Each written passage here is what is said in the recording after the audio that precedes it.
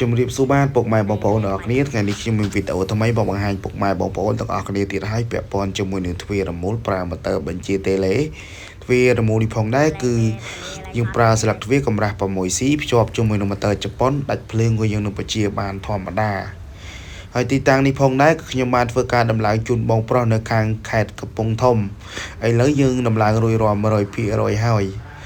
ហើយខាងសិប្បកម្មទ្វាររមូលមានជ័យយើងខ្ញុំក៏មានសិប្បកម្មដូចជាលក់ដុំនិងរាយដំឡើងទ្វាររមូលប្រើទីដៃធម្មតានិងប្រើម៉ូទ័របញ្ជាតេឡេគ្រប់ប្រភេទនិងមានលក់ដុំនិងរាយដំឡើងម៉ូទ័រទ្វាររបងបញ្ជាតេឡេគ្រប់ប្រភេទនិងមានលក់ដុំនិងរាយដំឡើងសំយ៉ាបរវៃទ្វាររូតដាច់រនាប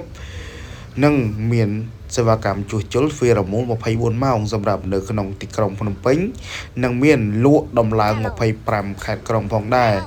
បើសិនជាពុកម៉ែបងប្អូនមានតម្រូវការពាក់ព័ន្ធជាមួយនឹងទ្វាររមូលឬមួយក៏ម៉ូទ័រទ្វាររបងសំយ៉ាបរវៃទ្វាររូតដាច់រនាប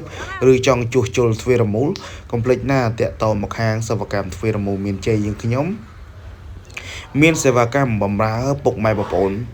ទូទាំង25ខេត្តក្រុងផងដែរអរគុណច្រើន